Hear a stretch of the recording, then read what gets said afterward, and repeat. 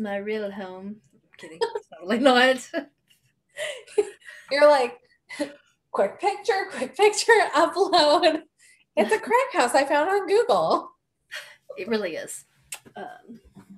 You could ask Megan. She's been to my house. This is not what it looks like. This is not. She has a very nice house. So to go along with Lindsey's crack house, this week we watched Queen of Meth on Discovery Plus. Yeah, Queen of Meth.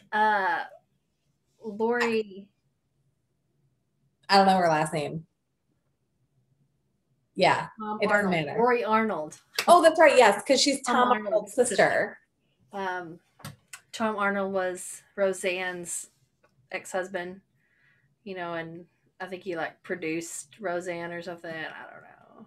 Yeah, I think it's he was a writer, maybe he was a producer. Who knows? Either way, famous family for very different reasons. Yes.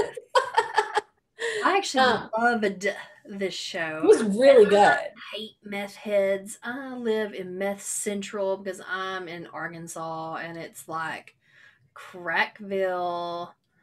Like half the people that I know have been strung out on meth at one point or another or still are. They all go to this stupid ass religious rehab place.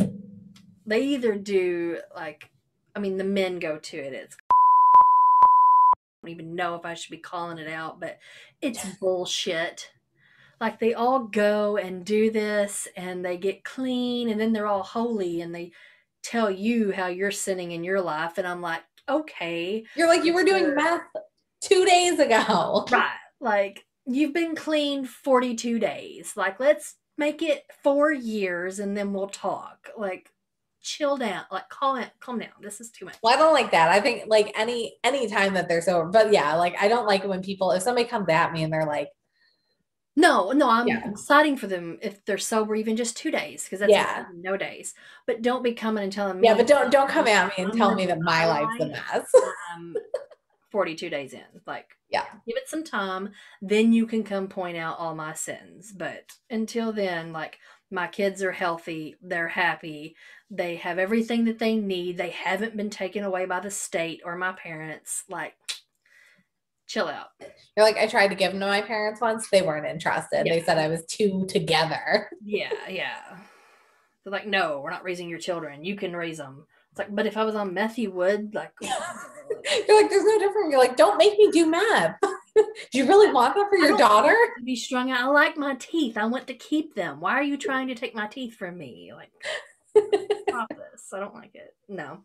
So there's this place. So they go and do that, and they'll be clean for 6 months. And the first time they skip church, they go and do meth because they think the only way that they can not do meth is by being in God's grace. Well, no, you got to figure out how to do it on your own. Yeah. And have God as an extra on the side to make you happy, not the way you beat your addiction problems. That's bullshit. Yeah. Maybe it's the angry agnostic in me. I don't know, but whatever.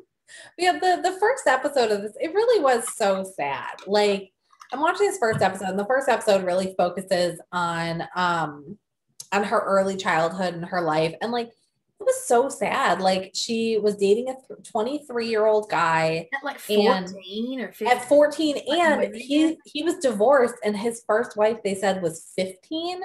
And like the parents were like, no, he left her for like a 12-year-old, didn't he? So yeah, so what happened was he was divorced from the 15-year-old. He married Lori, and then because he only married her because the parents were like, you either marry her or we're going to send you to jail for statutory rape. And she was like 14. She's like, I don't want him to go to jail. Let's get married.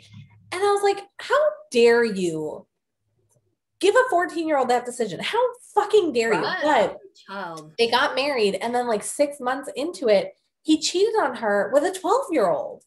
And so then, they got divorced. And it was just so crazy. And,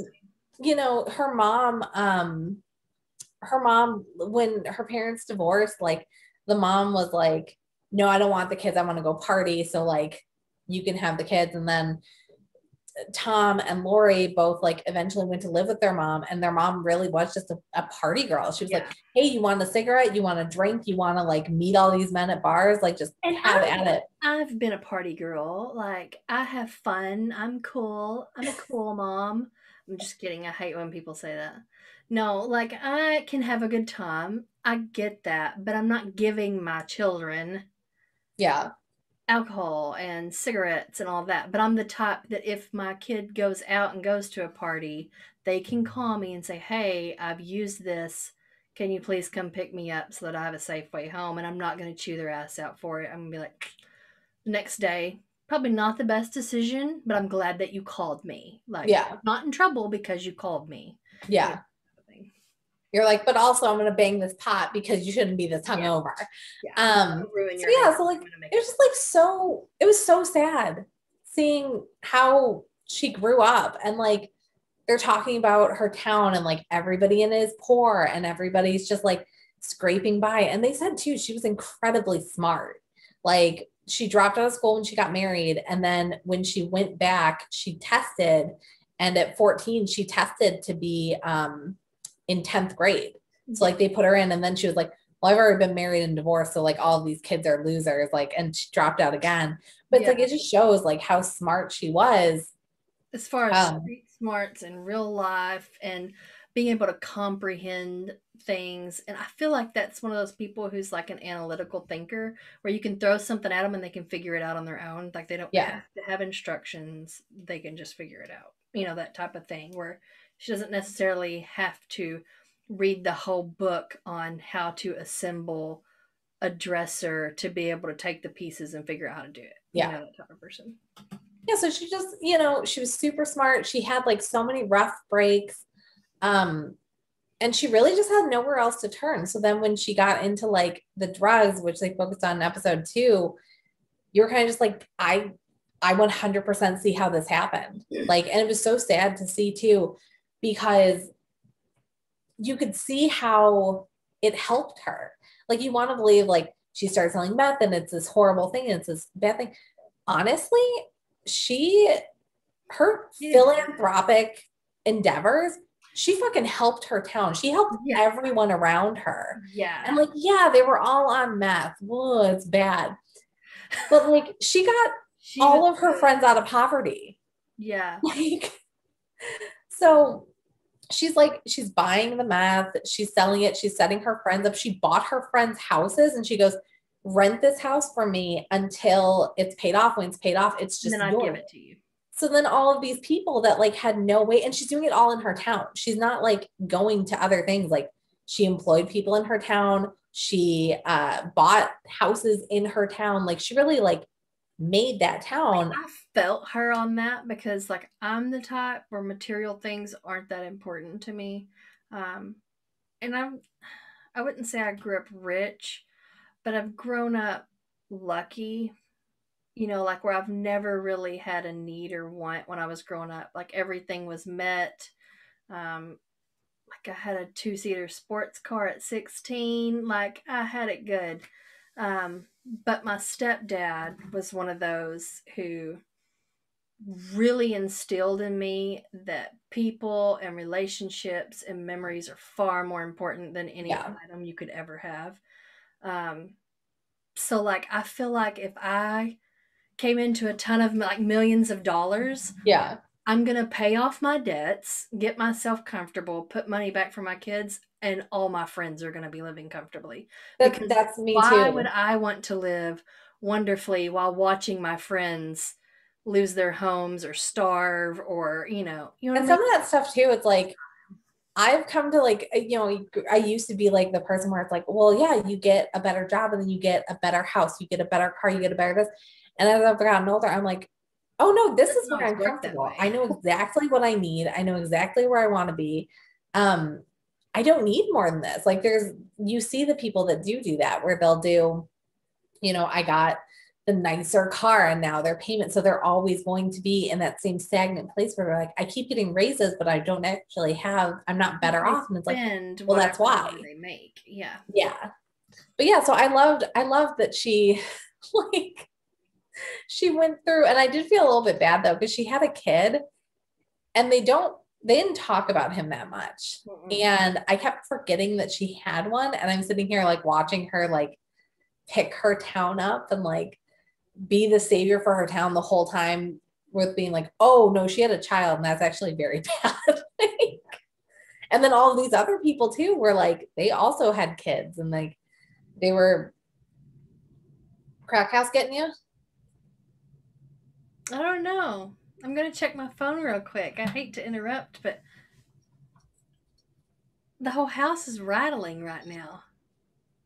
Tornado, I don't know if it's the weather or like if it's just pouring down rain earthquake. or an earthquake because Do you get earthquakes? yeah, we're on a fault line. I don't Oh, think that's what it is because it's already lasted longer than what I would expect. There's no rain. I'm so excited right now. You're looking this up and I'm watching my cat choose. Oh, he caught me. He saw me looking. He's picking a toy out of his toy box, which I recently put on the floor, and he's just digging in his toy box for a toy. You know what I think it is? This is so stupid. I think Lily switched the laundry over and didn't do the weight. I'm telling you, I'm like, my house is rattling. So for those who don't know, I actually record in my master bathroom, because it's small. It's multiple doors away from everybody else, so it's just more quiet. Because I've got a almost 5 year old, and a dog, and a cat, and it's just too loud. So I think that she just didn't put the weight distribution in the washing machine. Gotcha. That or this is a really long earthquake, one of the two.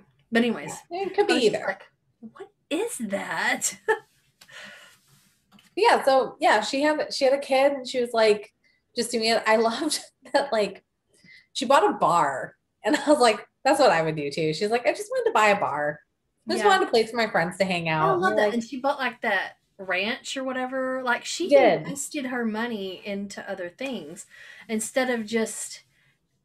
Well, it was wise because then she has something to launder her money through. Well, because that was the issue, is she didn't have a bank account. So she said that she was putting all of her money in her walls.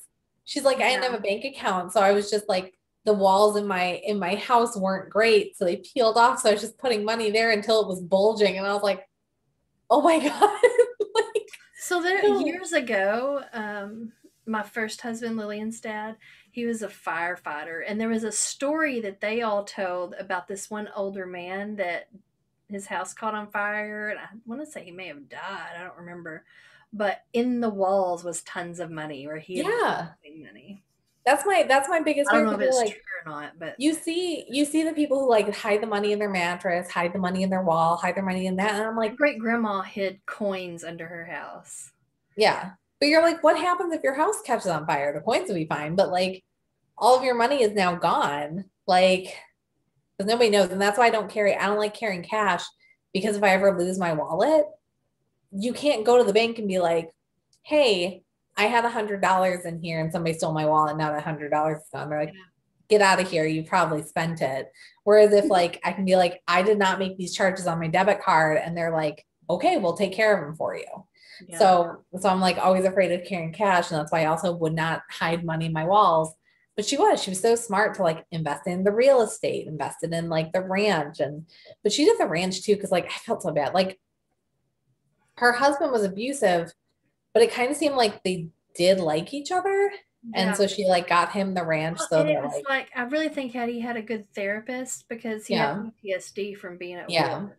And so it was like when he drank, it triggered the PTSD. And yeah, they said when he drank and then somebody would bring up war, and it's like, hey, can everybody stop bringing up war around this man? Ever talk about war? Yeah, like got issues. Let's just not talk about that. Yeah, but I like that. And then I like too, when she decided that it was not cost efficient to like keep driving across the country to California to get her meth, and she goes, I'm just gonna make my own. And when she first said that, I'm like, oh, she's gonna just like, make it like all the other meth heads and just like her kitchen. She did like hired a fucking chemist. Yeah, she did it like Breaking Bad style, like the good shit. Yeah, like she hired a chemist. And her chemist tested it too. Like she made sure that there was, and I thought that was so funny. She's like, and after he makes a batch, he'll shoot it up just to make sure it's kind of like, I mean, you got to do quality control. She's like, if it didn't kill him, it's not going to kill my friends. You're like, It's good that yeah. she cared about that. I mean, because if all your customers die, you're Yeah. kind of maybe. Yeah, like I'm like watching this and I'm like, I refuse to believe that she's a bad person. I think she's a great person. I think that she did more good than harm, even though she was selling meth to like everybody in the Midwest. Right. And then even when she got arrested, she literally got arrested and they were like, hey, you're going to jail for this. And she goes, okay, that's fair. You caught me. Yeah. Like she didn't try to fight it. She didn't try to like, be like, oh, I'm going to weasel my way out. She goes, yep, I did it. Really is like, I'm not a druggie. Like, and I've never really been a druggie. Like I tried meth back in the 90s when I was in high school. And the first time I did it, I didn't even know that's what I was doing. Like it was Thanksgiving and an extended family member that was just a couple years older than me was like, hey, let's go riding around with my boyfriend. And I'm like, okay. And then she's like, here, take this straw and snort this. I was like, okay. I'd never even smoked weed and I did meth. Didn't like it and then tried it again like a year or two later because I'm stupid, but yeah. Whatever. Yeah, try it. Just make sure you still like it. High on it for like a week.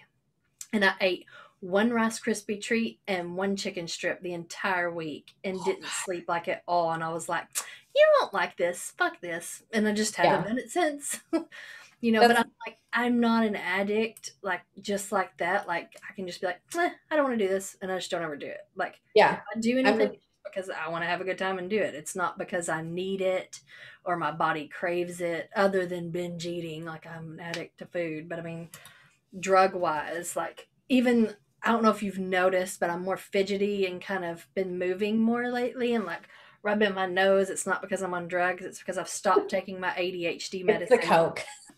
So now I'm like fidgeting and popping everything and like I can't sit still. But even that, I mean, it was like, you know what? This is making my heart race. I'm going to stop taking this medicine. Like, and I just quit taking it. When I was younger, I was on depression meds. And I remember like I was 11 years old and I was on antidepressants. And I remember like sitting there thinking, I was like, this is crazy. Like, and this was the 90s. Like now I feel like it's more like more kids are on antidepressants.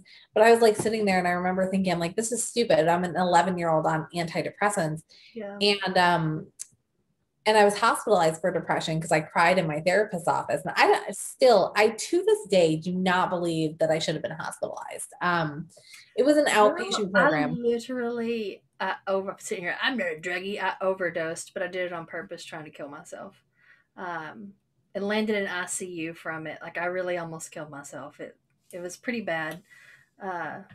In fact, it's part of why I have heart problems now to this day. And I was 17 when this happened. So that was literally 20 years ago.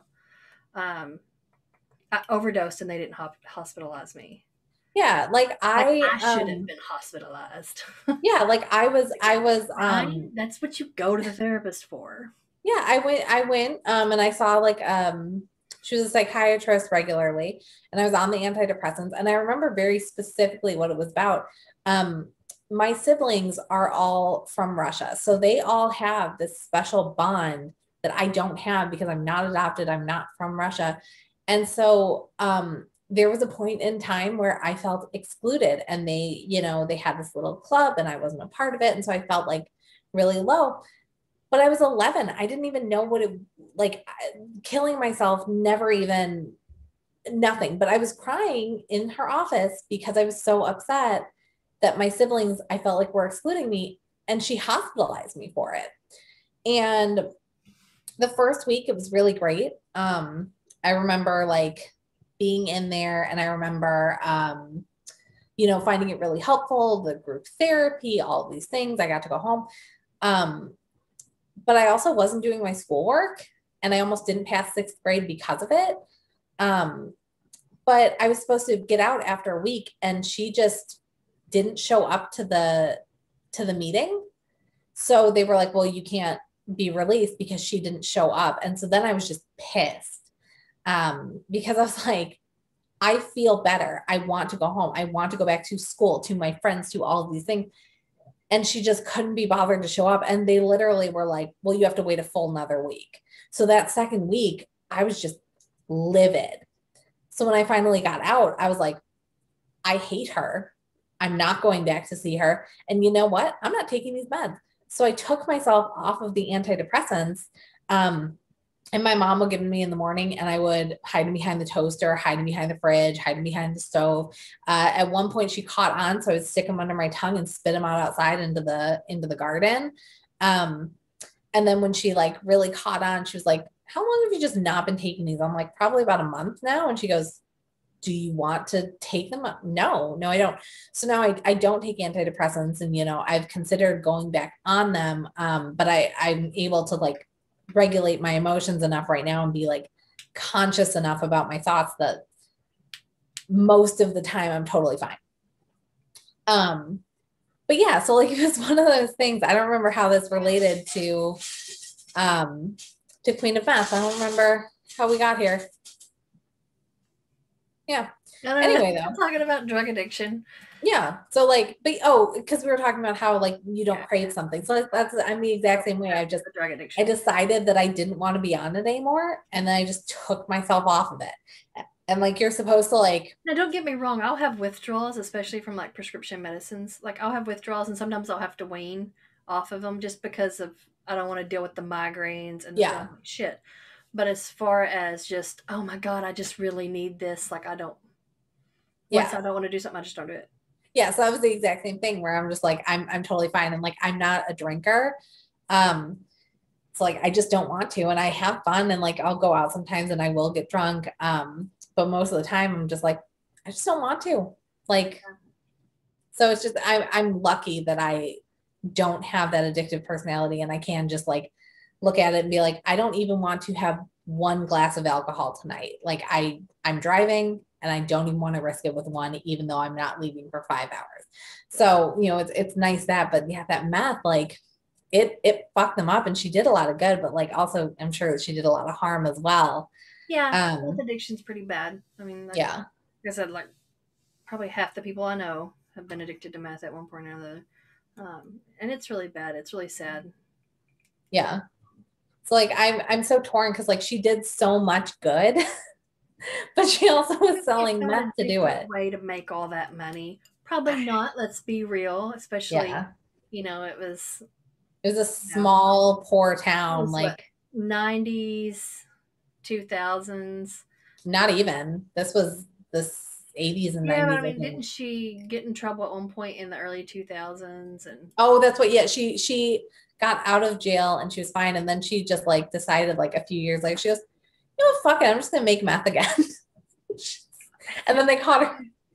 And then they caught her again, and she was like, okay, I'll go back to jail. I mean, yeah, like she was, about going to jail. Like if I killed someone, like let's say I feel like someone has harmed my children or something and I kill them, I would be the type that would be like, hey, I killed this person, so I probably need to go to jail now.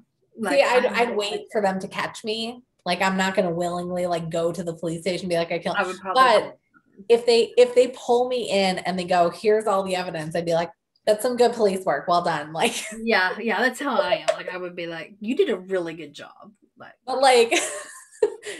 but yeah, if they don't catch me, then I'm fine. I can live with that guilt. I might turn myself in, but I'm an extremely honest, like I'm a brutally honest person. I feel like I don't think I immediately would turn myself in, but after they investigated, if they didn't catch me, I'd finally be like, you're like, hey, you guys did a terrible job. I killed this person. I could have figured this out way quicker than y'all did, even if it wasn't me who did it. Like, come on.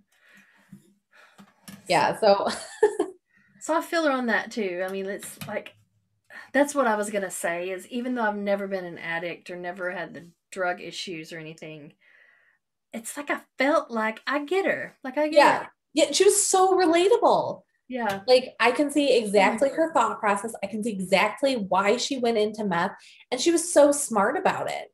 Like she was so smart, and she kept bettering herself and doing more things. Only thing was she would pull the meth out and be using it just out in the open like it was nothing. And that kind of stuff. It's like, no, come on. Like, it's almost like she wanted to get caught. Like, Well, I she, imagine when I'm you're tired of making being like this that much, crazy.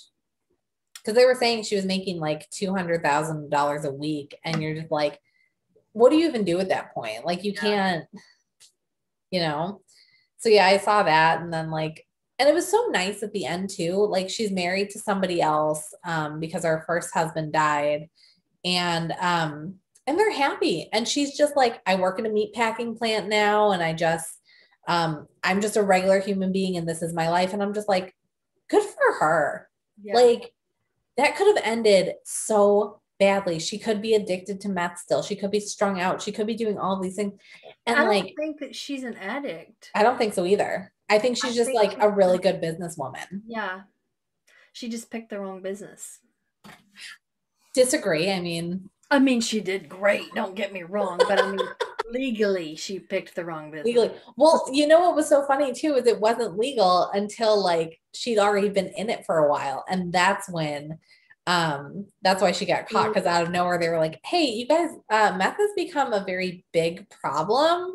And so like maybe we should look into this. And then she's like, damn. Like, because nobody cared up until then. And then, she got too big for her britches, and then the FBI came after her. Yeah. Yeah, it was great. If you have not watched this show, like, it was so good. I watched the entire thing in one sitting. Like, I couldn't stop watching it.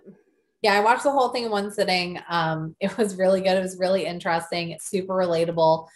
Queen of Meth I would on never ever think in a billion years I would be like, oh yeah, the Queen of Meth, I'm definitely relatable to her. Like, if yeah. I would ever think I would Well, say and that. honestly, I did. so I saw the preview for this because it's on Discovery Plus, and I only use my Discovery Plus for Sister Wives. That is the only reason I have it, and I won't watch anything else on it because I do love that trash TV.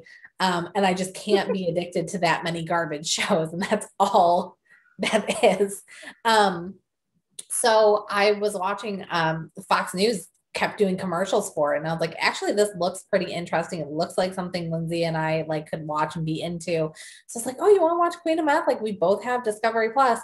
And like, if I had seen this just on my Discovery Plus, I wouldn't have clicked I it. don't know that I would have. I I might would wouldn't. have, just because of the, oh my God, I know so many people. This is probably something Yeah. I know. But yeah, like, I wouldn't have clicked it if I hadn't seen the commercial like 17 times. But I'm glad I did. It was totally worth the watch. It was super interesting. Lori's super relatable. It's like a really nice person. Yeah. And I'm glad that she's like happy and living her life, and that like all of the people around her seem to also be like happy and living their lives. And like, it could have been a very bad ending because of how bad of a drug meth is. And it was nice to like see that it didn't ruin everybody in this. Okay, we're gonna have to end this. Yeah. Son, I just heard a loud bang and he's screaming and crying. So we're gonna have to end. So, great movie. I suggest everybody watch it. Yeah. All right. Bye. But thanks. Bye.